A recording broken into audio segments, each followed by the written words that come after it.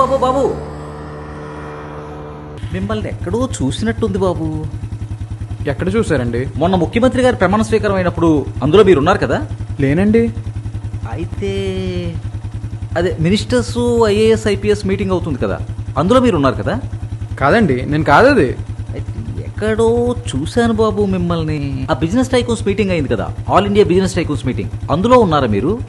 అసలు మీరు ఎవరిని చూసి ఎవరనుకుంటున్నారు? నేను స్టూడెంట్ని కదా. మరి ఎందుకు అబ్బాయి, ఏదో ఇంటర్నేషనల్ పనులన్నీ నీ మీదే ఉన్నట్టు ఒక చేత్తో బండిని, మరో చేత్తో మెడకోసిన మేకలా ఇలాగా ఆ ఫోన్ని, అవసరమా?